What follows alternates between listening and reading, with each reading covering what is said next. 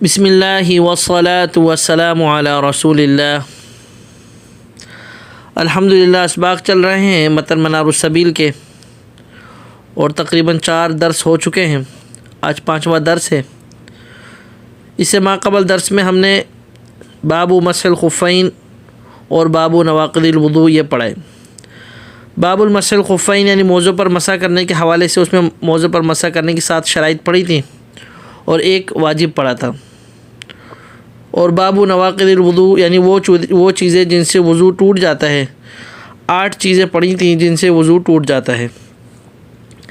آج کا سبق شروع کریں گے باب ما یوجب الغسل، کہ وہ چیزیں جن سے غسل کرنا واجب ہو جاتا ہے، غسل لازم ہو جاتا ہے۔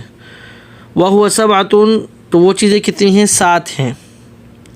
احدھا، ان میں سے پہلے نمبر پہ انتقال المنی، کہ منی کا نکلنا۔ فلو احس بانتقالہ فحبسہ، اب اس کو محسوس ہوا تھا کہ منی کے نکلنے کا، لیکن اس نے فوراً کیا کر لیا؟ روک لیا، پکڑ لیا۔ فلم یخرج، اور اس کے بعد وہ نہیں نکلی، یعنی منی کے نکلنے کا ایک دم محسوس ہوا، جھٹکا لگا، لیکن شیخ صاحب نے فوراً جو ہے اس کی گردن پکڑ لی، وہ باہر نہیں نکلنے دیا۔ اب وہ باہر تو نہیں نکلی، لیکن جو جھٹکا محسوس ہوا ہے اور لذت محسوس ہوئی ہے، تو وجب الغسل، اس کی وجہ سے اب کیا ہو جائے گا؟ غسل لازم ہو جائے گا۔ فلا اغتسل لہ، اب اس نے کیا کر لیا؟ غسل کر لیا۔ اب وہ منی تو اس ٹائم نکلی نہیں تھی، اس کو تو روک دیا تھا پکڑ کے۔ ثم خرج بلا لذت، پھر بعد میں جو ہے نا آہستہ آہستہ بغیر لذت کے نکل رہی ہے، تو لم یعید الغسل، تو غسل کا دوبارہ اعادہ نہیں کیا جائے گا، دوبارہ سے غسل نہیں کیا جائے گا، اس لیے وہ پہلی دفعہ میں جو نکلی تھی وہی بیچاری جو ہے بعد میں باہر آ رہی ہے۔ تو لہذا پہلی چیز کیا ہے کہ منی کے نکلنے سے وہ غسل لازم ہو جاتا ہے۔ الثانی، دوسری چیز، خروجہ من مخرجہ ولو دمن، کہ منی کا نکلنا، خروجہ ہو کا ضمیر منی ہے، کہ منی کا نکلنا اپنی جگہ سے، کہ منی اپنی جگہ سے جو اس کی جگہ ہے وہاں سے تو نکل جائے، لیکن باہر نہیں آئے، کچھ بھی نہیں، لیکن باہر ولو دمن، لیکن باہر کیا آ رہا ہے؟ خون آ رہا ہے، یا باہر خون نکلا ہے، تو اس صورت میں بھی کیا ہو جائے گا؟ غسل لازم ہو جائے گا۔ وَيُشْتَرَطُ أَن يَكُونَ بِلَذَّةٍ، لیکن اس میں شرط یہ ہے کہ کیا ہو؟ لذت محسوس ہو، جو منی کے نکلنے کی ایک لذت ہوتی ہے وہ محسوس ہو۔ مَا لَمْ يَكُنْ نَائِمًا، لیکن یہ لذت کا محسوس ہونا نیند کی حالت میں نہیں ہے، وَنَحْوِهَا، نیند کی طرح کی کوئی چیز ہو، بے ہوشی ہو یا کچھ بھی ہو، غشی ہو، اس میں لذت کا محسوس ہونا ضروری نہیں، اس میں خالی منی کا نکلنے سے غسل لازم ہو جائے گا۔ تو مَا لَمْ يَكُنْ نَائِمًا، کہ سویا ہوا نہ ہو اور نیند کی طرح کوئی چیز نہ ہو، اس حالت میں یعنی جاگا ہوا ہے، بیدار ہے، اس حالت میں منی اپنی جگہ سے نکلے اور لذت کے ساتھ نکلے، لیکن باہر نکلے اگرچہ خون نکلے، اس حالت میں غسل لازم ہو جائے گا۔ دوسری چیز۔ الثالث، تیسری چیز جس سے غسل لازم ہو جاتا ہے، تغییب الحشفۃ کلھا، کہ حشفہ مرد کی جو شرمگاہ ہے اس کا غائب ہو جانا، سارا کا سارا، او قدرہا، یا تھوڑا سا۔ حشفہ بولتے ہیں جو مرد کی شرمگاہ کی ٹوپی ہوتی ہے نا، اس کو بولتے ہیں، یعنی فوجی ہیٹ، اس کو بولتے ہیں۔ اب وہ پورا چلا گیا یا تھوڑا سا بھی گیا، بغیر کسی حائل کے، بغیر بلا حائل، کوئی پردہ نہیں تھا بیچ میں، کوئی پردے نہیں تھے، سارے پردے ہٹ گئے تھے، فی فرجین، اور شرمگاہ میں جب وہ تھوڑا سا بھی چلا گیا یا پورا چلا گیا وہ ٹوپی، اس کے جانے کی وجہ سے غسل کیا ہو جائے گا؟ لازم ہو جائے گا۔ ولو دوبرن لمیت، اگرچہ وہ اس نے جو اپنا حشوہ ہے، اپنی شرمگاہ جو ہے، کسی میت کی شرمگاہ میں کیوں نہ داخل کی ہو، او بہیمتین، یا کسی جو ہے نا چوپائے، کسی درندے کی شرمگاہ میں کیوں نہ داخل کی ہو، او طیرین، یا کسی پرندے کی شرمگاہ میں کیوں نہ داخل کی ہو، ایسی صورت میں کیا ہو جائے گا؟ غسل لازم ہو جائے گا۔ ولیکن لا یجب الغسل، لیکن اس صورت میں غسل واجب نہیں ہوگا، کب؟ کہ جب الا علی ابن 10 و بنت 9، کہ جب شرمگاہ یعنی حشفہ داخل کیا ہو یا شرمگاہ میں داخل کیا ہو، کس میں 10 سال سے کم عمر لڑکے کی کم از کم 10 سال عمر ہے، اور لڑکی کی کم از کم عمر ہے 9 سال، کہ 9 سال سے کم عمر کی لڑکی میں اگر شرمگاہ میں داخل کیا ہوگا تو اس پہ غسل واجب نہیں ہوگا لڑکی پر، اور لڑکے نے اگر 10 سال سے کم عمر اس نے ایسا کیا ہوگا تو اس پر غسل لازم نہیں ہوگا۔ لڑکے کی عمر کم از کم 10 سال ہونی ہے اور لڑکی کی 9 سال، اس سے کم میں ہوگی تو غسل لازم نہیں ہوگا۔ الرابع، چوتھی چیز جس سے غسل لازم ہو جاتا ہے، اسلام الکافری ولو مرتدن، کہ کافر کا مسلمان ہو جانا، اگرچہ مرتدی کوئی نہ ہو، اور وہ پھر وہ بعد میں مسلمان ہو جائے، مرتدی مسلمان ہو جائے، تو اس کے مسلمان ہونے کی وجہ سے وہ کیا ہو جائے گا؟ غسل اس پر لازم ہو جائے گا۔ الخامس، 5ویں چیز جس سے غسل لازم ہو جاتا ہے، خروج الحیض، حیض کا آنا، عورت کے جو ماہواری کا خون آتا ہے اس کا آنا، اس کے آنے سے بھی غسل لازم ہو جائے گا۔ السادس، چھٹی چیز جس سے غسل لازم ہو جاتا ہے، خروج دم النفاسی، کہ نفاس کے خون کا آنا۔ نفاس یعنی بچے کی پیدائش کے بعد جو عورت کی شرمگاہ سے خون آتا ہے اس کو نفاس کا خون بولتے ہیں، تو اس خون کا آنا شروع ہو جانے سے بھی غسل لازم ہو جائے گا۔ السابع، ساتویں چیز جس سے جو غسل لازم ہو جاتا ہے، الموت تعبداً، کہ موت کی وجہ سے کہ غسل لازم ہو جاتا ہے تعبداً، اور یہ حکم خداوندی ہے، یہ رب العزت کا حکم ہے کہ جب کسی کوئی مر جائے تو اس کو کیا کیا جائے، لازمی غسل دیا جائے۔ یہ 7 چیزیں ہیں جن کی وجہ سے جو ہے غسل لازم ہو جاتا ہے۔ آگے فصل، اس فصل میں جو ہمارا یہ باب چل رہا ہے غسل کے حوالے سے، تو اس فصل میں غسل کے حوالے سے مسائل کو بیان کیا جائے گا۔ اس سے پہلے ہم نے پڑھا کہ 7 چیزوں سے جو ہے جن کی وجہ سے غسل لازم ہو جاتا ہے، ان 7 چیزوں میں سے کوئی بھی ایک چیز پائی جائے گی تو غسل کیا ہو جائے گا، لازم ہو جائے گا غسل کرنا۔ اب ظاہر انسان جب غسل کرے گا تو کیسے کرے گا، تو وشروط الغسل 7، غسل کرنے کی 7 شرائطیں، غسل کرنے کی 7 شرائطیں، ان کو یاد کر لیجیے گا۔ پہلی، انقطاع ما یوجبہ، کہ جس چیز کی وجہ سے غسل لازم ہو گیا، انقطاع اس کو ختم کر دینا، منی کے نکلنے سے، حیض کے نکلنے سے، نفاس کے نکلنے سے، یا کسی بھی چیز کی وجہ سے غسل لازم ہو جائے تو اس سے کیا ہو جانا، دور ہو جانا۔ پتہ چلا منی بھی نکل رہی ہے، حیض بھی نکل رہا ہے، یا خون بھی آ رہا ہے اور عورت غسل بھی کر لیے، نہیں، کہ جس چیز کی وجہ سے غسل لازم ہو گیا اس کو ختم کر دینا۔ والنیت، دوسری چیز غسل کی شرائط میں سے کہ نیت کرنا۔ والاسلام، تیسری چیز غسل کی شرط میں سے اسلام، مسلمان کا ہونا۔ والعقل، چوتھی چیز عقل کا ہونا۔ والتمیز، پانچویں چیز تمیز، سمجھدار بھی ہونا، ٹھیک ہے۔ والماء الطہور المباح، چھٹی چیز جو غسل کی شرائط میں سے کہ پانی بھی جو ہے طہور ہو اور جائز ہو۔ ساتویں چیز وازالۃ ما یمنع وصولہ، وہ چیز کو ہٹا دینا ہے کہ جو پانی کو پہنچنے میں رکاوٹ ہو، کوئی بھی ایسی چیز اگر رنگ پٹی یا کوئی بھی چیز ایسی لگی ہوئی ہے جو جسم پر پانی کو پہنچنے سے روک رہی ہے اس کو ہٹا دینا، 7ویں شرط یہ ہے۔ تو غسل کی یہ 7 شرائط ہیں۔ واجب ہو، غسل کا ایک واجب ہے، التسمیۃ، بسم اللہ پڑھنا، تسقط سہوا، جو بھول کر اگر رہ جائے تو اس سے یہ بسم اللہ ساقط ہو جائے گا، یعنی اگر بسم اللہ پڑھنا بھول جائیں تو کوئی حرج نہیں ہے، یاد ہو تو اس کو پڑھنا واجب ہے۔ وفرض ہو، غسل کے فرائض، 3 اس میں غسل کے فرائض بیان کیے ہیں۔ اس سے پہلے غسل کی 7 شرائط بیان کی، ایک واجب، اب 3 فرض۔ فرض کیا ہے غسل کا، ان یعم بالماء جمیع بدنہ، کہ پانی کو بہانا سارے کے سارے بدن پر، وداخل فمہ وانفہ، اور منہ میں اور ناک میں داخل کرنا۔ پہلا فرض کیا ہے کہ پانی پورے بدن پہ بہانا، دوسرا فرض وداخل فمہ، منہ میں پانی کو ڈالنا، اور تیسرا فرض وانفہ، ناک میں پانی کو ڈالنا۔ یہ غسل کے 3 فرائض ہیں۔ آگے حتی ما یظہر من فرج المرأة عند القعود لحاجتها وحتی باطن شعرها، کہ جو چیز عورت کے بیٹھنے کی وجہ سے اس کی شرمگاہ سے ظاہر ہو رہی ہو اس تک بھی پانی پہنچانا ضروری ہے، یعنی عورت جب کھڑی ہوتی ہے اس کی شرمگاہ ظاہر بند ہو جاتی ہے، تو جب بیٹھتی ہے تو وہ کھل سی جاتی ہے، تو بیٹھنے کی صورت میں جو اس کی شرمگاہ ظاہر ہو رہی ہو اس حالت میں اس ظاہری شرمگاہ پر بھی پانی پہنچانا لازمی ہے۔ وحتی باطن شعرها، اور اسی طریقے سے جو سر کے بال ہیں یا جو بھی بال ہیں ان کی جڑوں تک بھی پانی کا پہنچانا لازمی ہے۔ ویجب نقضہ فی الحیض والنفاس لا جنابہ، اور لازم ہے حیض و نفاس والی جب غسل کر رہی ہو تو اس کے لیے لازم ہے کہ نقضہ، اپنے بالوں کو کیا کرے، کھولے، جو چٹیاں باندھی ہیں، جو مینڈیاں باندھی ہیں، ان کو کیا کرنا، کھولنا لازم ہے۔ لازم نہیں ہے بالوں کو کھولنا الجنابتی، جو عورت جنابت کا غسل کر رہی ہو، تو اس عورت اگر جنابت کا کوئی عورت غسل کر رہی ہے تو اس صورت میں جو ہے اس کو یعنی سر کی چٹیوں کو کھولنا ضروری نہیں ہے، لیکن کیا نام ہے اگر نفاس حیض کا غسل کر رہی ہے تو اس صورت میں سر کے بالوں کی چٹیوں کو کھولنا لازمی ہے، لیکن پانی جڑوں تک پہنچانا ضروری ہے۔ آگے ویکفی ظن فی الاسباغ، اسباغ کا مطلب ہے کہ پانی کا پہنچانا، کمر پر، سر کے بال، ایسی جگہوں میں جہاں تک پانی یعنی جسم کے پورے حصے کو پانی تک پہنچانا اسباغ ہے۔ اب اسباغ کس طریقے سے ہوگا، پوری کی پوری بالٹیاں بھا جانا، ٹنکی کی ٹنکیاں خالی کرنی، کیسے پتہ چلے گا، تو ویکفی ظن فی الاسباغ، پانی پورے جسم پہ پہنچ گئے نہیں پہنچ گئے، یہ گمان کے مطابق انسان ایک بالٹی سے نہ اس کا گمان ہوتا ہے کہ پانی میرے جسم پہ جو ہے پہنچ گیا ہوگا، تو اس کا گمان ہی کافی ہوگا پانی کے پہنچانے میں۔ آگے وسننہ، یعنی غسل کے سنت کتنی ہیں. پہلے ہم نے کیا پڑھا کہ غسل کی شرائط کتنی، بلکہ سب سے پہلے غسل کو توڑنے والی چیزیں کتنی ہیں؟ 7 ہیں، جن سے غسل کیا ہو جاتا ہے؟ ٹوٹ جاتا ہے. پھر غسل کی 7 شرائطیں پڑھیں، پھر غسل کا ایک واجب پڑھا تسمیہ، اور پھر اس کے بعد 3 فرائض پڑھیں. اب غسل کی سنتیں، غسل کی سنتیں کتنی؟ 8 ہیں. پہلے نمبر پہ الوضو قبلہ، غسل کرنے سے پہلے وضو کرنا، یہ کیا ہے؟ سنت ہے. دوسری وَإِزَالَةُ مَا لَوَّثَهُ مِنْ أَذًى، کہ جو گندگی جسم پر لگی ہے، جسم کو جس گندگی نے لت پت کیا ہے، جو بھی لگی ہے اس کو کیا کر دینا؟ ہٹانا. یہ کیا ہے؟ سب سے پہلے یعنی گندگی کو ہٹانا، یہ دوسری سنت ہے. وَإِفْرَاغُ الْمَاءُ عَلَى رَأْسِهِ ثَلَاثًا، تیسری سنت کہ 3 مرتبہ سر پر پانی ڈالنا. وعلی بقیت جسدی ثلاثاً، چوتھی سنت کہ سارے جسم پر 3 مرتبہ پانی ڈالنا.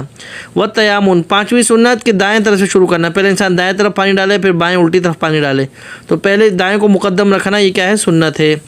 والموالا، چھٹی سنت کے پے در پہ، یعنی سر ہاتھ پاؤں سے لگاتار غسل کر رہا ہے، یعنی سر دھو کے جو ہے نا باتھ روم میں لگ گیا، ادھر چلے گیا ادھر چلے گیا، پھر آ کے جو ہے نا ہاتھ دھو رہا ہے پھر پیر دھو رہا ہے، ایسے نہیں ہے. والموالات پے در پہ ایسے کرنا سنت ہے. وَإِمْرَارُ الْيَدِ عَلَى الْجَسَدِ، اور کیا کرنا؟ سارے جسم پر ہاتھ کو جو ہے نا سارے جسم پر ملنا، رگڑنا، ہاتھوں سے جو ہے جسم کو رگڑنا ملنا، یہ بھی کیا ہے؟ سنت ہے، 7ویں سنت. وَإِعَادَةُ غَسْلِ رِجْلَيْهِ بِمَكَانٍ آخر، 8ویں سنت کیا ہے؟ کہ دوبارہ پیروں کو دھونا دوسری جگہ پر جا کر، یعنی جس جگہ غسل کر رہے ہیں وہاں پر جب غسل سے فارغ ہو جائے تو وہاں سے ہٹ کر پھر کسی دوسری جگہ پر چلے جائے، یا تھوڑا سا ہٹ کر وہاں سے دوبارہ آخر میں پیروں کو دھونا، یعنی پیروں پہ چھینٹے ویٹے آ جاتے، کوچ ہو جاتی ہے، شک کو دور کرنے کے لیے دوبارہ پھر پیروں کو دھونا، یہ 8ویں غسل کی سنت ہے.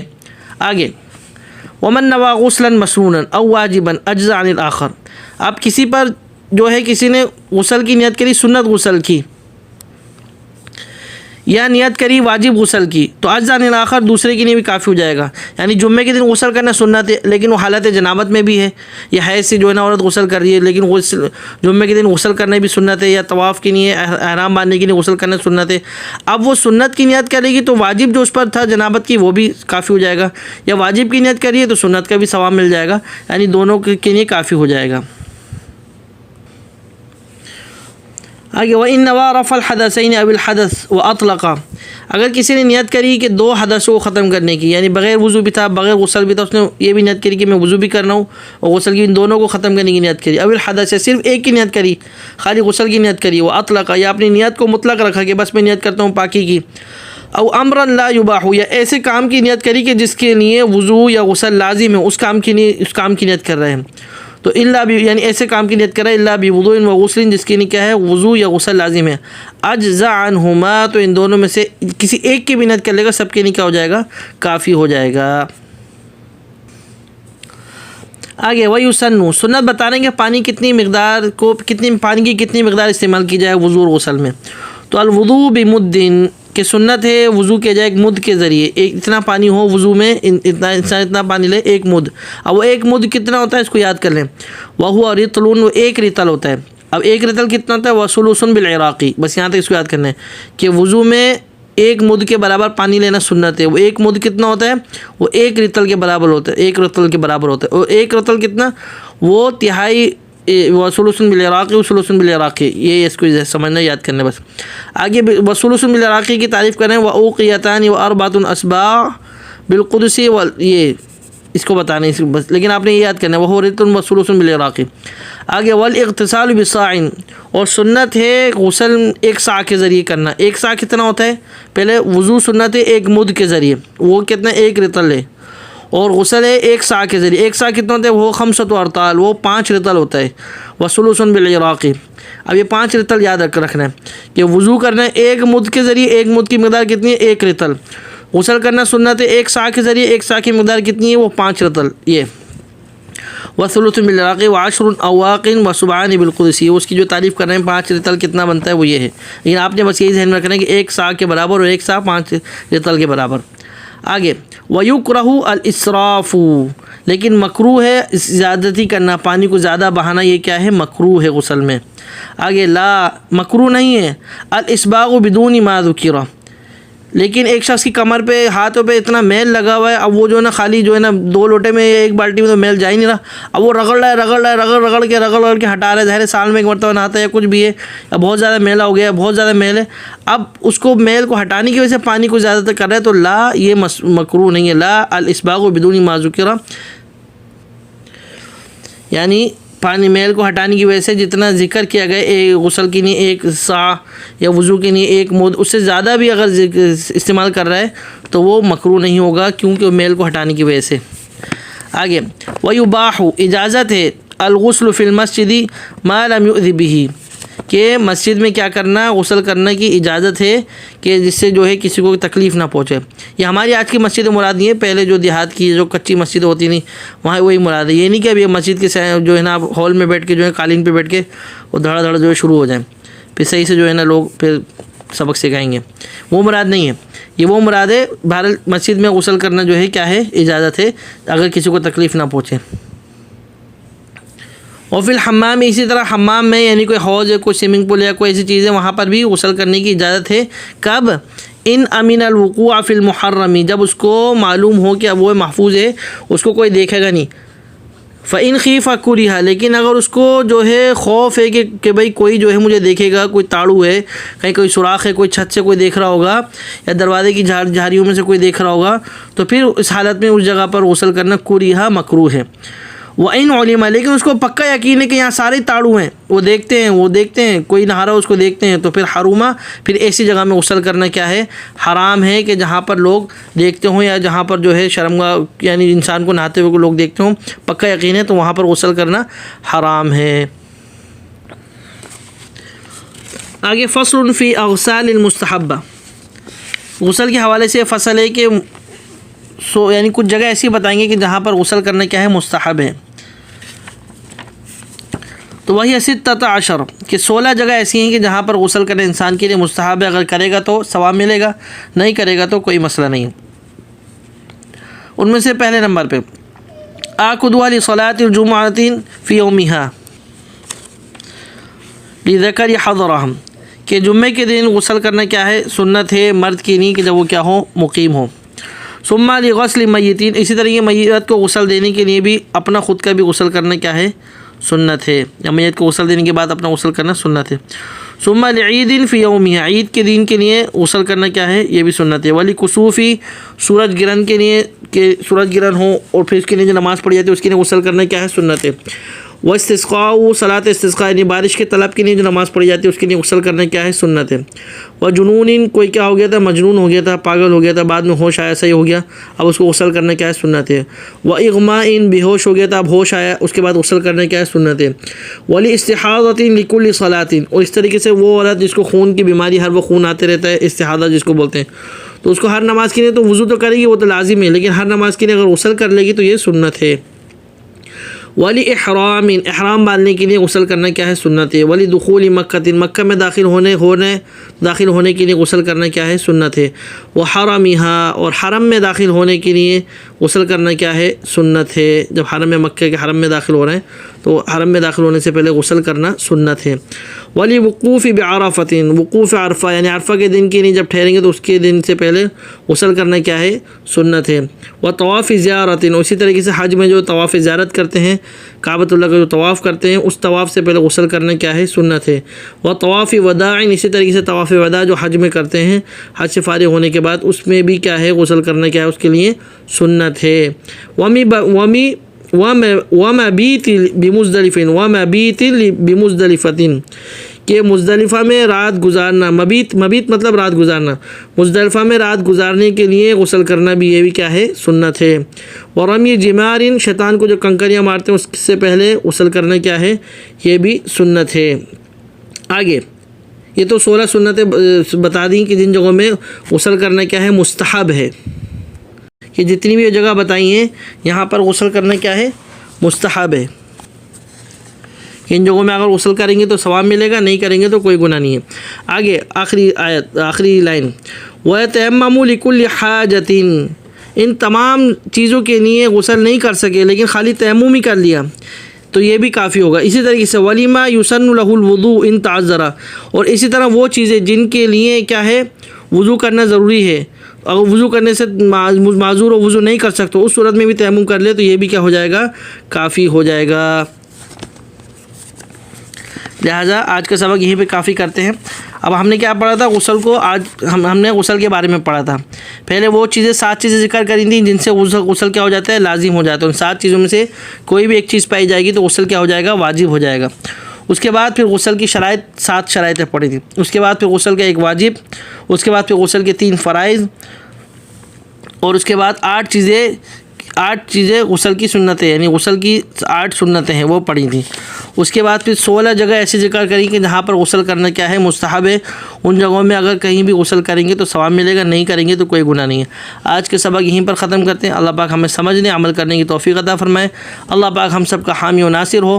وآخر دعوانا ان الحمد للہ رب العالمین۔